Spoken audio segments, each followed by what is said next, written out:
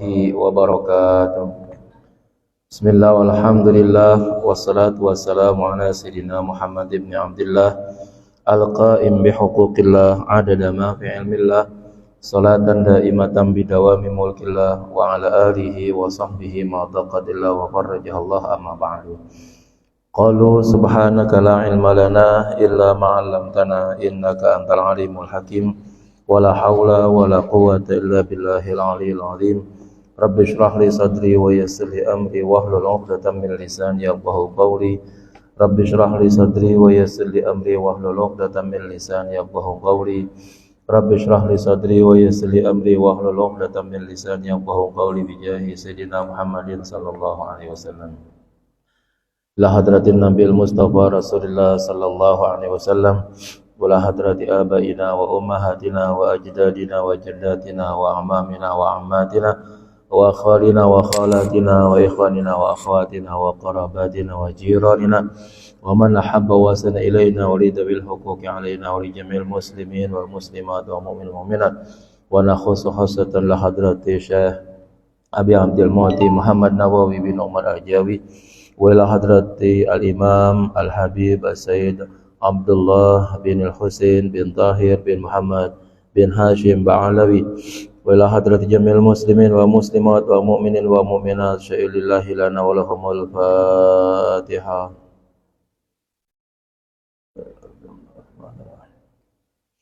Iyyaka na'budu wa iyyaka nasta'in. Kita lanjut halaman 139. Bismillahirrahmanirrahim. Faslun ay hadza faslun, ini sebuah pasal bima yahrumu, pada perbuatan-perbuatan yang haram, alaman bihi hadatsun, bagi orang yang ada pada dirinya atau terjadi pada dirinya hadas, asgharu, baik hadas kecil, au awsatu, hadas pertengahan, au akbaru, atau hadas besar.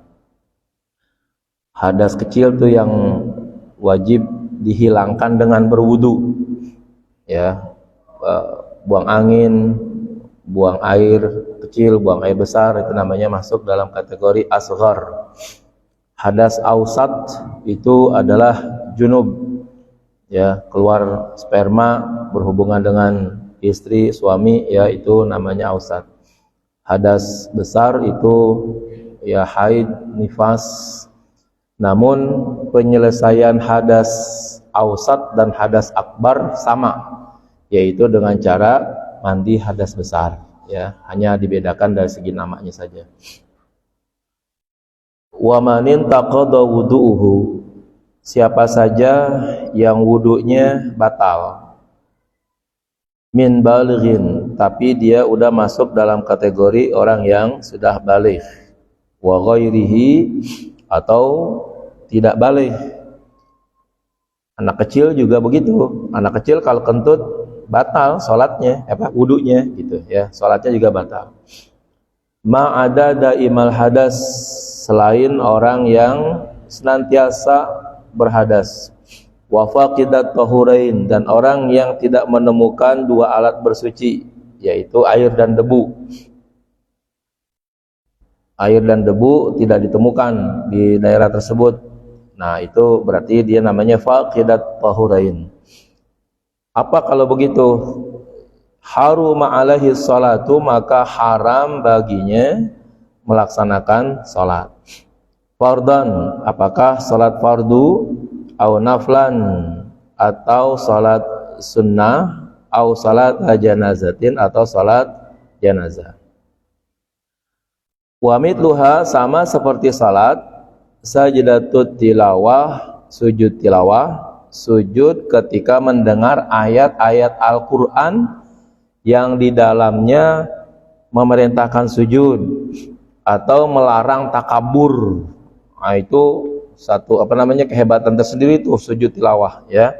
Salah satu yang diperintahkan itu adalah apabila ada perintah sujud, misalnya wasjud waqtarib itu misalnya. Atau di dalam ayat tersebut ada larangan untuk berlaku takabur. Nah, kita diperintahkan untuk sujud tilawah. wasyukri dan sujud syukur. Sujud syukur itu apabila seseorang mendapatkan nikmat besar, nikmat yang tiba-tiba gitu, nikmat yang tak disangka-sangka, nah itu disuruh untuk melaksanakan sujud syukur. Kalau alhamdulillah hari ini masih napas gitu, itu nggak usah.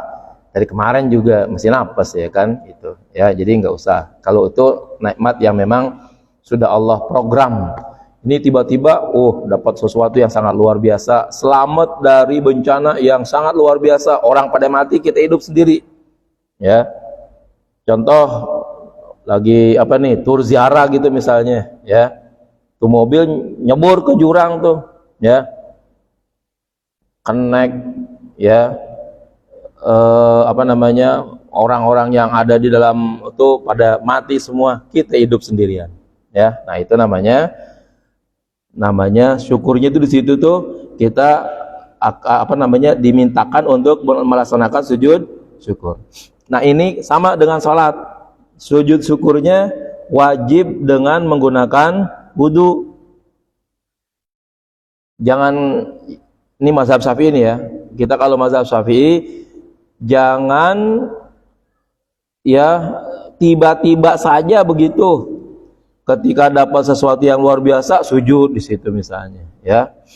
Kan banyak orang yang begitu tuh polanya, pemain bola ya, pemain bola ngegolin gitu sujud ya kan gitu. Ya jangan begitu, gak bisa, wudu dulu baru sujud syukur. Dan sujud syukur kagak diperintahin pas dapet langsung sujud syukur tuh enggak ya, ntar 2-3 hari juga masih boleh. Yang banyak tuh di pengadilan tuh ya, pas dia mau bebas tok sujud tuh gitu ya kan. Ya emang ya kagak ngaji jadi begitu tuh ya. Tuh begitu. Nah jadi di antara yang memang diwajibkan untuk berwudu di dalam proses pelaksanaannya ya, itu adalah sholat ya, harus tuh, nggak bisa dalam keadaan normal ya itu sholat tanpa menggunakan berwudu. Tawaf ya itu masuk dalam kategori yang wajib tuh. Dan diantaranya lagi adalah sholat jenazah, walaupun sholatnya berbeda dengan sholat umumnya begitu ya, tetap yang namanya sholat jenazah namanya tetap sholat dan tidak bisa dilaksanakan tanpa menggunakan berwudu gitu ya. Tuh. Nah sholatnya baik sholat sunat maupun sholat wajibnya ada fardunya, ada yang fardu ain atau fardu kifayah gitu misalnya. Nah itu semuanya wajib menggunakan wudu. Nah termasuk sujud tilawah, sujud syukur. Sujud tilawah itu boleh dikerjakan kan tidak dilangsungkan di dalam sholat saja ya. Yang biasa dilaksanakan tuh misalnya, kalau dulu sih masih ada Kiai Ahfaz almarhum yarhamhullah ya, itu Ustaz Ahfaz tuh di Masjid Al-Falah tuh. Udah sekarang masih jalan nggak tuh? Masih? Siapa yang terusin? Haramain. Iya bagus deh. Nah jadi itu dilangsungin tuh begitu. Nah itu kan namanya sujud tilawah ya, baca surah Sajadah ayat 15. Nah itu di situ ada perintah jangan takabur tuh di situ. Nah itu namanya sujudnya sujud tilawah. Itu tidak harus ada di dalam sholat. Kita nih misalnya tuh lagi di jalanan ya, sholat subuh lagi berlangsung di Masjid Al-Falah, kita nggak sembahyang di situ, ada di perjalanan. Itu kalau kita dengar ya ayat 15 dibacain oleh imam, terus sujud tuh imam, kita juga disunahkan tuh sujud ya, mau bawa apa kek pokoknya dengar ayat tersebut dibacain gitu sujud, perintahnya begitu. Tapi dengan syarat kita punya wudu gitu. Jadi tidak harus yang sujud itu dalam keadaan sholat ya. Pokoknya kalau kita dengar itu adalah bacaan dari manusia ya, bukan dari kaset gitu ya. Nah, itu diperintahkan untuk sujud tilawah. Kalau dari bacaan kaset nih, ngerinya begini ya. Di Masjid Al-Falah bacain ayat itu tuh bareng tuh gitu. Sujud kita di situ. Yang baca saya Sudais tuh misalnya. Kesonoan dikit ada Masjid Al-Muharram tuh ya. Bikin lagi di situ, baca lagi pas habis itu sujud lagi. Kesonoan dikit ada musolanya Kiai Jamhuri itu ya. Di situ juga lagi nyetel kaset juga lagi. Sujud lagi kita di situ. Kebanyakan sujud ntar jadinya ya. Yang diperintahkan itu adalah yang dibaca oleh manusia begitu ya. Tapi kemungkinan besarnya sujud syukur khususnya itu ada memang beberapa mazhab yang mengatakan itu tidak diperintahkan untuk berwudu dulu gitu. Boleh katanya tanpa wudu. Tapi kalau kita masih bermazhab Syafi'i ya hendaknya jangan ya. Itu sujud ya adalah satu ibadah yang sangat luar biasa. Tidak diperkenankan sujud tersebut di luar sholat atau diperintahkan hanya pada posisi-posisi yang memang disunnahkan oleh Allah dan Rasulnya. Salah satunya adalah sujud syukur dan sujud sawi di dalam sholat ya. Sujud tilawah itu boleh di luar sholat itu. Pernah nggak lagi sholat jamaah ada orang selesai salam dia mau keluar sujud dulu, ada nggak begitu tuh? Pernah nemuin begitu ya? Saya pengen tanya tuh lu sujud apa tuh kayak begitu tuh? Ya, kan kagak ada perintah sujud habis sembahyang, nggak dengar ayat sujud tilawah yang disuruh, kok tiba-tiba sujud, habis sujud kagak ada salamnya lagi, ya sujud, lalu kemudian bangun kabur, ya kan? Itu ibadah siapa yang bikinin tuh yang kayak begitu tuh, ya heran kok banyak lagi orang yang kayak begitu tuh, ya kan? Habis sholat salam, lalu dia mau jalan sujud dulu, habis gitu langsung jalan, ya. Saya ya mohon maaf mungkin sebanyak-banyak kitab yang saya baca kali begitu nggak banyak sih dibandingin dengan para kiai yang lain sebagainya begitu. Saya kagak pernah nemuin gitu ya ada orang yang habis sembahyang terus sujud lagi gitu. Dan kalau ada kiai mohon maaf gitu ya yang memang udah bacaannya kitabnya udah luar biasa begitu, habis sholat sujud lagi gitu, saya juga belum pernah lihat ada kiai yang kayak begitu ya. Yang saya lihat nih tampang orang PKS semua rasa-rasa begitu. Ya bukannya ini sih gitu, tapi kelihatannya orang-orang begitu semua tuh ya kan, Wahabi, PKS dan sebagainya. Nah kok orang kelihatannya modelnya sama semua begitu ya. Orang-orang yang kayak kita gitu nih jarang dah, ya mungkin kagak ada kali yang begitu tuh. Ya, itu dia dapat dari mana itu ya. Ada lagi habis sembahyang maghrib tuh ya. Saya pernah nemuin habis sembahyang maghrib berjamaah. Ya, sesamanya sembahyang lagi tuh. Kalau yang saya temuin itu betul-betul di musola, ya kan, itu sembahyang maghrib. Mundur berapa orang, sembahyang lagi tuh dia berjamaah, ya. Kalau di tempatnya Ustadz Bahro itu di rumah mertuanya sana tuh subuh tuh, ya, subuh, habis sembahyang subuh rame-rame, dia bangun rame-rame lagi tuh sekelompok dia, sembahyang lagi dari mulai lagi. Emang ada hadisnya begitu tuh, ya. Katanya dia adalah orang yang paling nyunnah gitu ya kan, gilirannya kayak begitu-begitu dikerjain. Saya belum pernah dapat hadisnya yang kayak begitu tuh habis sembahyang subuh ngulang subuh lagi begitu, habis sembahyang maghrib ngulang sembahyang maghrib lagi.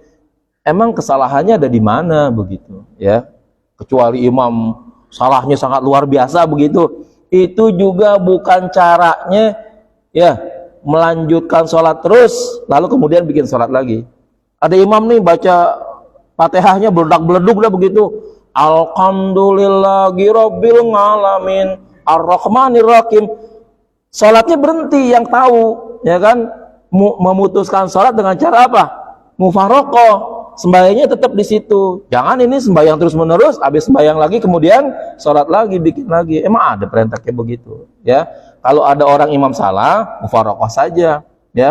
Udah putus dari imam, nggak usah ngikutin imam, udah begitu. Itu kan perintahnya begitu yang ada dalam agama, ya. Katanya ngaku ya paling nyunnah, gilirannya kayak begitu-begitu, kita cari dasarnya kagak ketemu tuh gitu yang kayak gitu tuh, ya. Wa fi ma'na salat, tidak di dalam makna salat khutbatul Jum'ah, ya. Berarti kalau gitu khatib Jumat itu wajib dalam keadaan berwudu. Nah, kenapa binaan ala annaha badalum min rakaataini, didasari atas bahwa khutbah Jumat adalah sebagai pengganti daripada 2 rakaat ya, salat yang tidak dikerjakan. Katanya kan salat zuhur 4 rakaat ya. Lalu giliran salat Jumat salatnya cuman 2 rakaat, lalu 2 rakaatnya katanya diganti dengan khutbah 2 kali gitu. Ini satu pendapat. Tapi pendapat yang masyhur sih tetap memang dari dulu sembahyang Jumat aturannya 2 rakaat ya. Khutbahnya bukan pengganti daripada 2 rakaat yang tidak dikerjakan. Wa kharaja biha khutbatu ghairiha, dan keluar atau dikecualikan ya dengan khutbah tersebut ya, dengan khutbah Jumat, khutbatu ghairiha, khutbah selain salat Jumat, min aidin, apakah salat Id, au kusufin atau salat kusuf, au istisqain atau salat istisqa, fayundabu at-taharatu laha, maka disunnahkan taharah untuk melaksanakan khutbah-khutbah tersebut. Afada dzalika Muhammadun Ar-Ramli, demikian dijelaskan oleh Muhammad Ar-Ramli ya. Jadi kalau kita melaksanakan salat kusuf, salatnya saja yang wajib pakai wudu ya. Salat khusuf, gerhana bulan, gerhana matahari itu salatnya aja yang wajib pakai wudu gitu ya.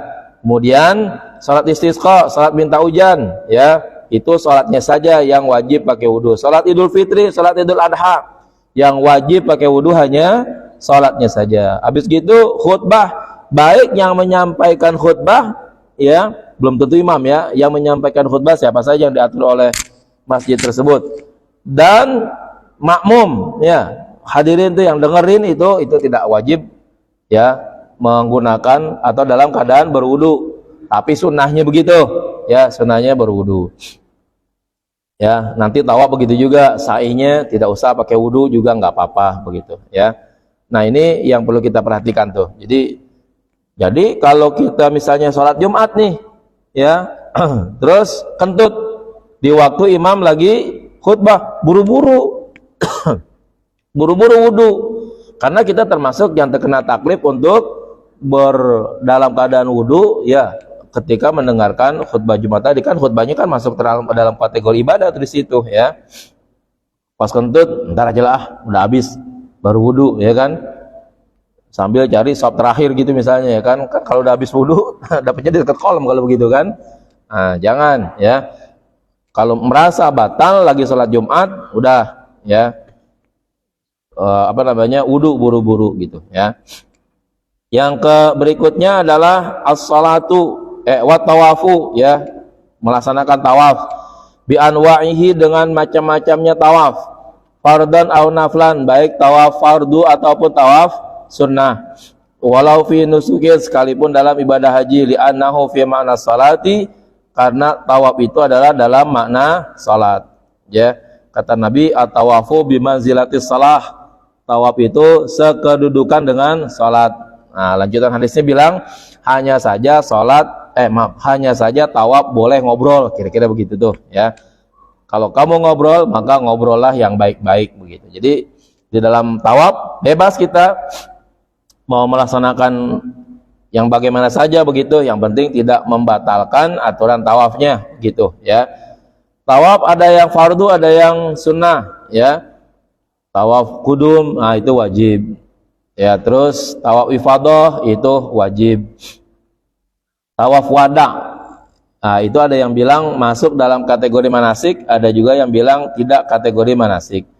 Tapi ketetapan para alim ulama, bagi siapapun yang mau meninggalkan Mekah itu harus melaksanakan tawaf wada ya. Sampai misalnya ada orang udah berangkat nih dari rumahnya atau dari hotelnya ya, akan menuju ke daerah halal, daerah bukan tanah haram Mekah begitu. Tiba-tiba di perjalanan, di tengah-tengah jalan dia lupa, diingat tuh, oh kita belum tawaf wada nih, balik dulu tuh ya, balik dulu tawaf wada baru berangkat lagi.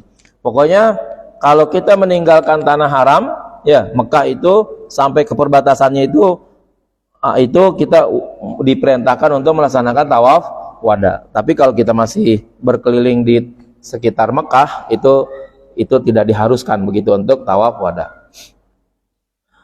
Tawaf sunnah ya, tawaf yang bukan bagian daripada ibadah umrah dan juga bukan ibadah dari bagian ibadah haji.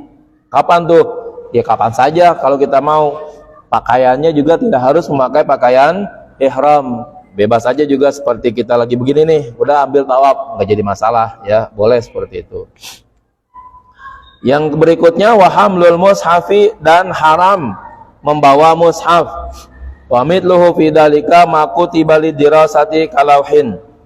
Dan sama seperti mushaf, dalam hal haramnya adalah sesuatu yang ditulis untuk belajar ya, kalauhin seperti papan tulis. Nah itu maka yang namanya guru-guru kalau ngajar Quran hadis tuh ya, lalu dia nulis ayat-ayat Al-Quran tuh hampir mendekati sama tuh dengan membawa Al-Quran. Artinya adalah apa? Ketika dia nulis, ketika dia mendekati atau memegang papan tulisnya, membaca kitabnya yang di dalamnya ada ayat Al-Qurannya, itu alangkah baiknya dia harus berwudu. Terutama apabila kitabnya itu lebih banyak ayatnya daripada keterangannya gitu. Ya, ini ada keringanan dari para alim ulama, manakala ayat-ayat Al-Quran ditulis di dalam kitabnya lebih banyak ayatnya gitu daripada terjemahannya atau daripada tafsirnya, maka kitab tersebut hampir mendekati Al-Quran. Haram memegangnya tuh kalau begitu ya.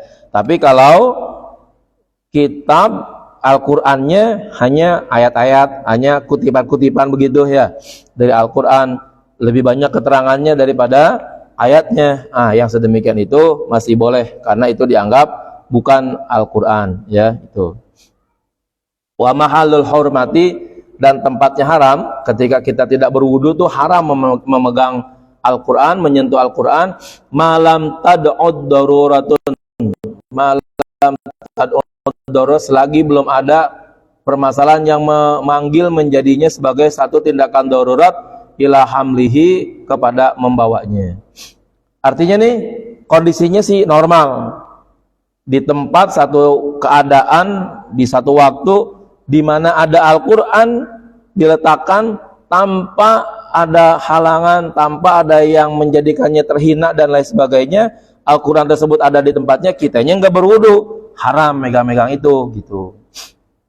Tapi ada satu masa, satu tempat, satu waktu di mana Al-Qur'an ya berada bukan pada posisinya yang terhormat, maka itu namanya disebut dengan tempat yang darurat bagi kita. Maka selamatkan Al-Qur'an tersebut, lalu cari tempat yang aman dan terhormat, letakkan Al-Qur'an tersebut di situ. Sekalipun cuman selembar doang. Ya, sekalipun cuman selembar doang. Kita tahu nih, emang kita kenal bacaannya itu ayat-ayat Al-Qur'an, ya. Ambil lembaran tersebut, cari tempat yang terhormat atau yang aman, letakkan ya lembaran Al-Qur'an tersebut di situ gitu, ya. Itu Al-Qur'an ya, bukan apa namanya, bukan tulisan-tulisan berbahasa Arab, tapi bukan Quran begitu, ya. Ada orang Indonesia baru tumben ke Arab, pas dia lihat sampahnya tulisannya Arab semua tuh, luar biasa ya, Arab Saudi katanya sampahnya aja Al-Qur'an katanya begitu ya. Dikagak baca tuh bahwa itu adalah koran gitu misalnya kan gitu, disangka itu sampahnya adalah Al-Qur'an katanya begitu ya. Wa illa, kalau tidak ada yang mendesak tingkat kedaruratannya ya, hamalahu, maka ia boleh membawa Al-Qur'an tersebut ma'al hadasi, sekalipun dalam keadaan hadas, baik hadas besar maupun hadas kecil, karena darurat ya, itu harus diselamatkan Al-Qur'annya. Wahai tulam yatamakan minat tahurati, juga dilihat dari sisi di mana dia tidak memungkinkan untuk ya berwudu ya taharah sesegera mungkin.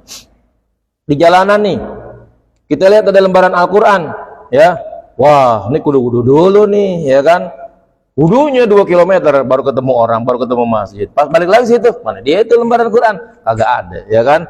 Yang namanya lembaran orang injak, ketiup angin ya kan.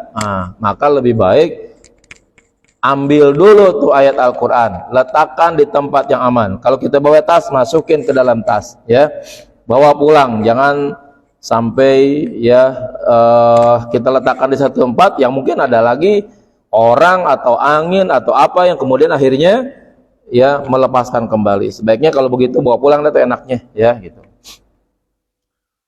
Kakhaufihi min gharqin, misalnya kalau ia khawatir kalau Quran tersebut tenggelam, au haraqin atau terbakar, au najasatin atau terkena najis, au kafirin atau mungkin dirusak oleh orang kafir, au sariqin atau diambil oleh pencuri. Bal qad yajibu, bahkan bisa jadi hukumnya adalah wajib, li'annahu min ta'zimihi, karena menyelamatkan Al-Qur'an itu adalah bagian daripada mengagungkan Al-Qur'an itu sendiri, ya, itu. Amma idza tamakkana minat tayammum, adapun kalau ia memungkinkan untuk bertayamum, fa innahu yakunu wajiban, maka tayamumnya juga menjadi wajib. Oh, ya. Pas kita lihat-lihat nih masjid jauh, ya. Rumah orang kompleks semua. Wah, kayaknya susah dah. Nah, maka kalau begitu untuk nyelamatin lembaran Quran tadi itu, apalagi lembarannya atau Qurannya, lembarannya masih banyak lah begitu, ya, lebih daripada 10 lembar, ya mungkin saja masih utuh dan lain sebagainya. Maka ya tayamum buru-buru dengan debu yang ada di jalanan tadi itu, ya, ambil, setelah itu selamatkan Al-Quran. Ini demi menghormati ayat-ayat Al-Quran.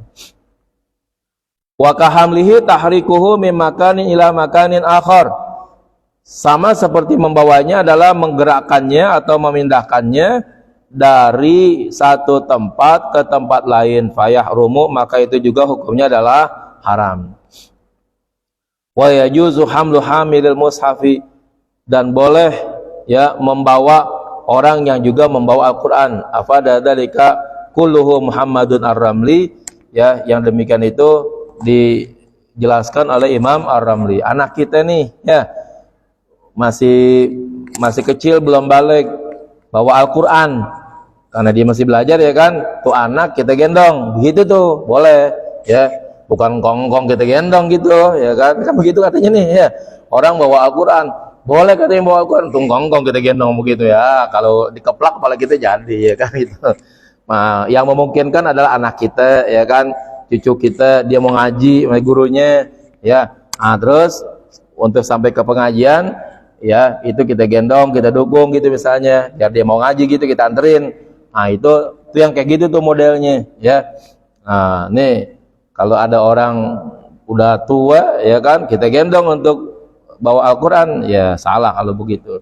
Kecuali mungkin dia punya penyakit yang nggak bisa jalan kali begitu. Nah, itu mungkin juga untuk dilaksanakan yang sedemikian tadi itu begitu, ya. Baik, saya kira cukup. Ada hujan tadi, ya. Wallahu a'lam bishawab. Al-Fatihah.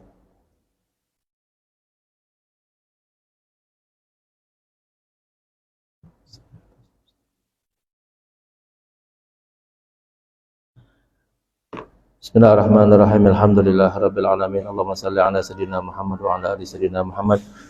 Allahumma rzuqna fahman nabiyyin hafzal mursalin sallallahu alaihi malaikatul muqarrabin. Allahumma anfa'na bima 'allamtana wa 'allimna ma yanfa'una wa 'allimna ma jahilna. Allahumma ja'alna wa auladana banatina wa dzurriyyatina min ahli wal khair wa la taj'alna wa min al-syarri wad dir. Waftah qulubana wa qulubahum futal 'arifin wa hdina wa iyam siratal mustaqim. Siratal ladzina an'amta 'alaihim ghairil maghdubi 'alaihim waladdallin. Rabbana atina fid dunya hasanah fil akhirati hasanah wa qina adzabannar. Sallallahu alaihi wasallam Muhammad walhamdulillahirabbil alamin. Mohon maaf. Assalamualaikum warahmatullahi wabarakatuh.